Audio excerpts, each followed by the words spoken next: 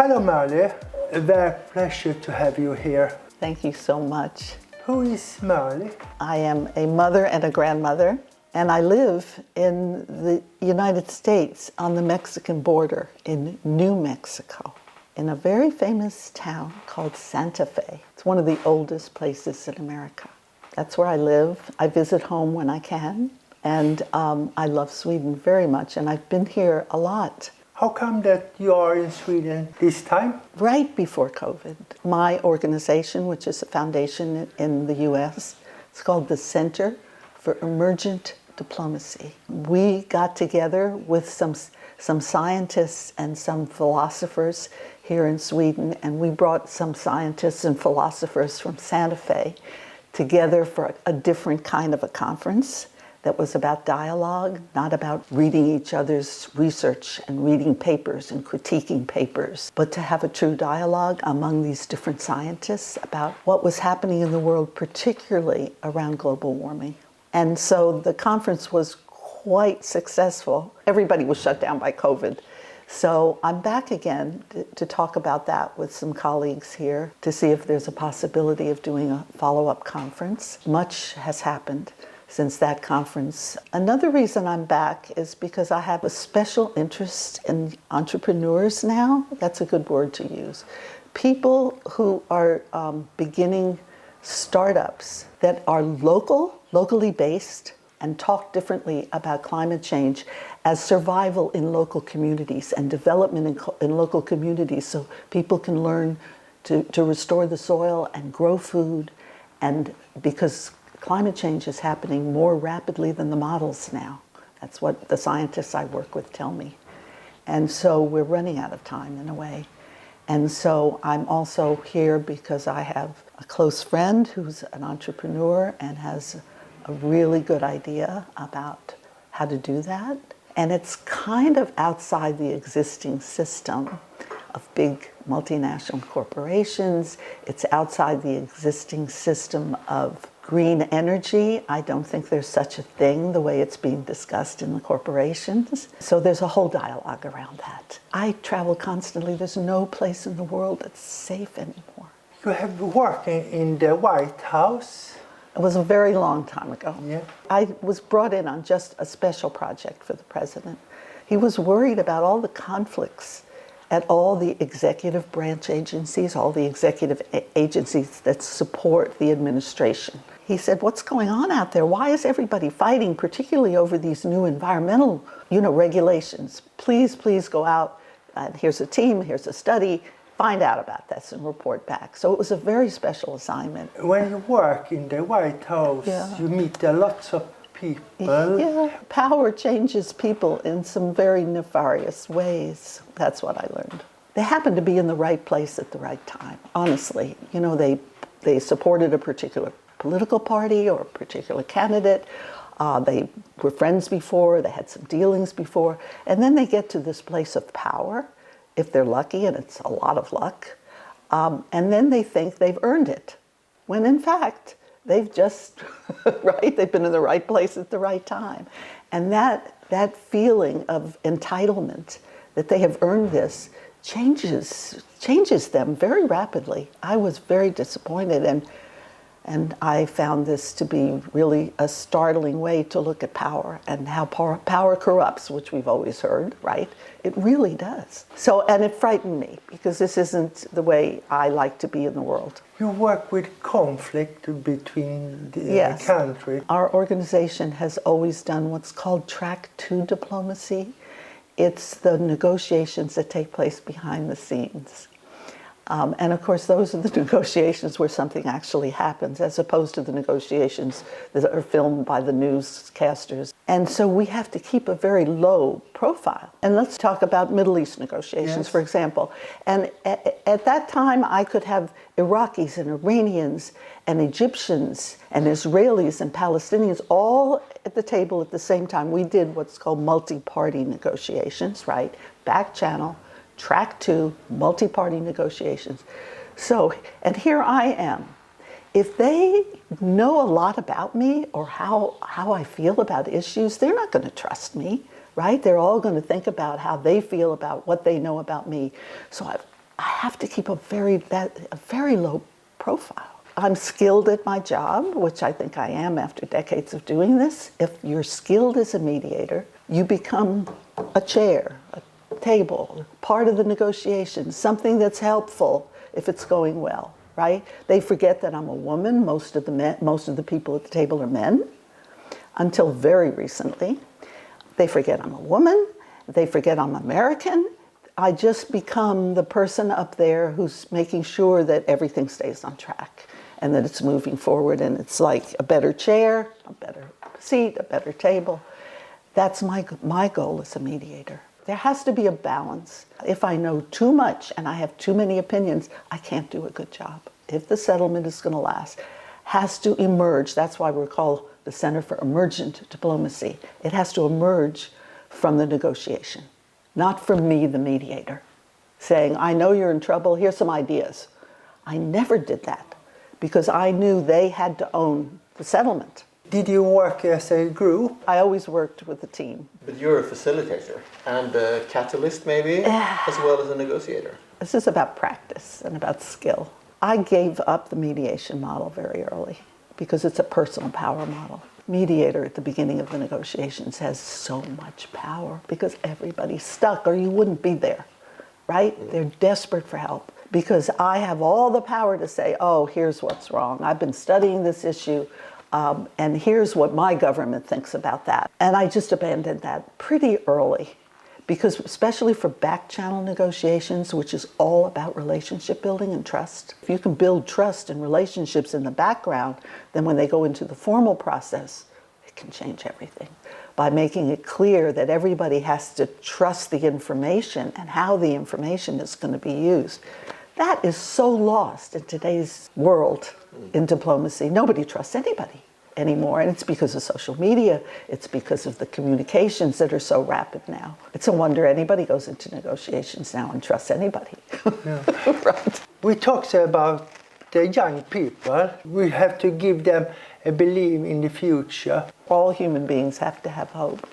And so the only work we're doing now is climate change work, because this is the existential threat. I also did a lot of work in nuclear disarmament, our other existential threat, and it's always back again after a while. You know, now it's back again. But I think climate change is going to get us before another bomb gets us. I really believe that.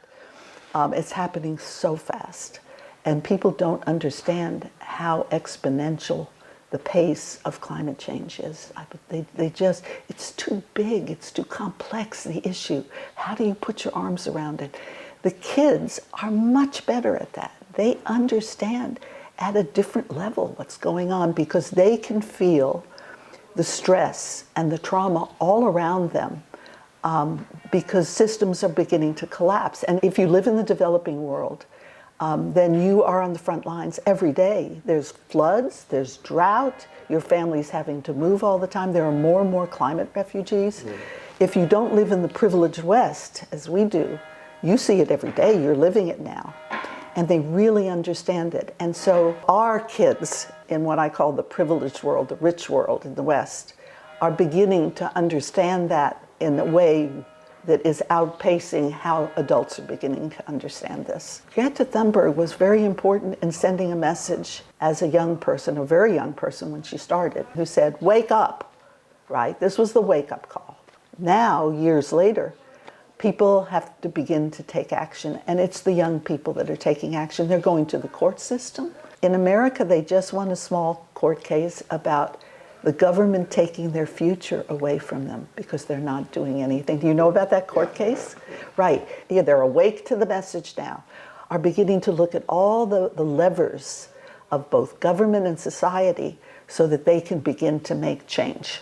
And that's where the hope for the future is. Do you believe in the future? Do I believe that humanity is going to survive? Yeah. I ask myself that question every day. When I see another tipping point that we've passed, I say, oh, it's over, right? It's too late, can't do anything, it's over. And then I see something happening that gives me hope again. I think, well, maybe there's a little bit of hope here. You know, I couldn't do this work if I didn't have some hope, right? I couldn't do the work. I might as well go home and get in my rocking chair, right? And talk to my grandchildren and love them and tell them how sorry I am that I'm leaving this world for them. And so I have to have some kind of hope to keep active myself. So sometimes I give up hope, and sometimes it comes back to me when I see something happen out there. The leadership all over the world has failed us.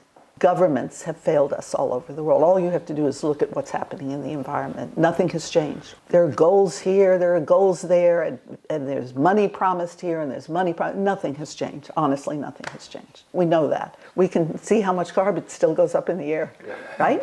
That's all we have to look at is the data. If it's more than 200 people trying to make change, it's really hard, right? And we have nothing but mass societies now, and we can't govern. I mean, look around you. What's happening to governance? We can't govern mass societies as big as they are now. So we have to go local, and that's where my hope for change is, and my hope for survival for my grandchildren and those that come after is going to be. So those startups that are concentrating on, we can't grow enough food in the cities. Forget about rooftop gardens and on the walls and all. It's just not enough. So we have to get young people moving out into rural, and we have to help rural areas develop so people can stay there and not keep moving to the cities. And I'm talking about globally now, not just here in Sweden, for example, although I think that needs to happen here, so that local people can begin to do the things that can make the change for survival. And one of those is regenerating the soil. The soil is ruined all over the world from pesticides and from, it's just, and of course that gets into the water. Everything in nature is connected. Everything is connected in nature. So we have to go back to natural solutions. We really do. And you can't do that with these big projects. You just can't, because you're building more and more machines. Do you know the term embodied energy? That's Yes. a term I learned recently, right? It is the life cycle of a solar panel or a windmill. It begins with children in the mines in the Central African Republic. That's where your windmill begins. And we all already know about our cell phones. So why are we doing this? Why are we so trapped into these earth metals that cause so much grief in the world, such a horror in the world, right? And we're going to build more technology now, but we're going to call it green. And you know the term greenwashing. We have that everywhere now. We're going to call that green because somehow it's renewable. And this is just bullshit. AI could it be a solution to this problem? You're not going to believe what I say about AI. I love AI. And I've started using ChatGPT because my feeling about it is that while it's in its infancy, it's still a baby, although it's happening this fast. Millions and millions of people are using it already. While it's still in its infancy and hasn't been corrupted by the system, as our social media has been, it's a wonderful tool for getting even more information and getting it out quickly, right? Because it takes a long time to do research. And now I don't even have to Google anymore. I think it will be corrupted eventually because somebody will scoop it up.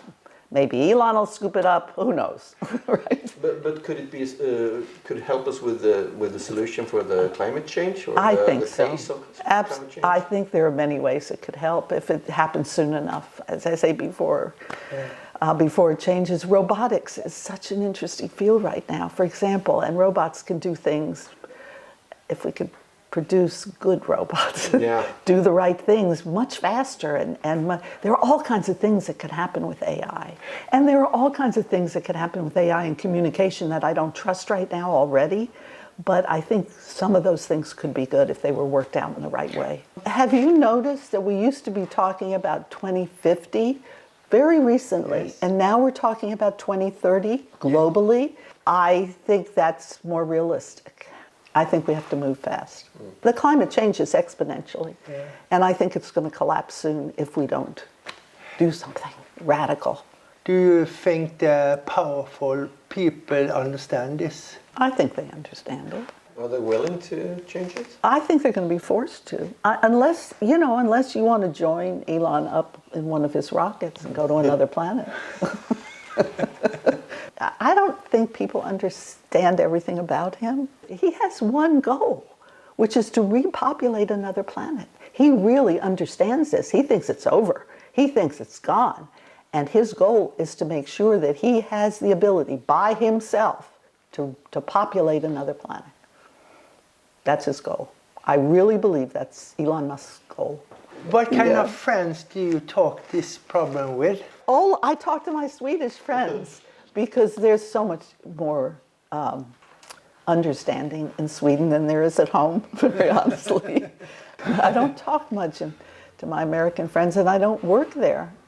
I hardly work there ever, except that I have a new project in my own community. I'm so excited. I'm going back to a new project. It's a regenerative soil restoration project, and practically in my backyard. And so I'm excited about that. So I'll have a chance to, maybe if they ask me, to facilitate some meetings at home about this. But that's not where my work is. I haven't talked about dialogue and how we do it. You haven't asked me about that. I ask you now. Tell me. This is really important. Yeah. And it's something that's so hard for people to understand. And it comes from decades of seeing negotiations fail and seeing peace processes fail. And David Bohm was a famous physicist and philosopher. After he was a physicist, he discovered that maybe he needed to make peace in the world. And so he started looking at how people have conversations that really count and really make a difference. So we use Bohmian principles, some of them. Some of it's based on just stuff I've learned. I live in New Mexico, so I work with a lot of Native Americans. Some of the processes that they use also is very useful. And the main one is how to listen, because in our world, we interrupt. I mean, we are a culture in America of interruption. We listen to nobody else. It's a combination of science that comes from Bohmian dialogue with timeless knowledge from peoples who used to sit around the campfire and really knew how to make peace and knew how to listen to one another. And those practices have been handed down. And we are very lucky as people who are not from that world to be able to have any access at all to that information. And I just really love it. So we combine the science and the native science, I call it. And what it means is that, first of all, you don't have an agenda when you walk into our meetings. You are coming in to have a conversation that you walk away feeling good and happy and hopeful. I mean, that's the agenda. I like to work outside when possible. I have to mention that. I know that's hard to do here in Sweden when it's cold in the wintertime. It's really helpful. So nature needs to be our teacher more and more and more, because those natural solutions, and there are people in Sweden who talk about this a lot already. So it's all about listening, and it's all about no agenda, and it's all about whatever happens, happens. It's totally emergent. People don't understand this. They want somebody to come in and help them get a solution within a certain amount of time, blah, blah, blah, blah, blah. I wish we had more opportunity to do this work, but we're trying every place we can to have that opportunity. And Sweden, we had a wonderful conference. I was so thrilled that we were invited to put together a conference here that discussed these things. Thank you very much to have you here. Thank you. Thank you.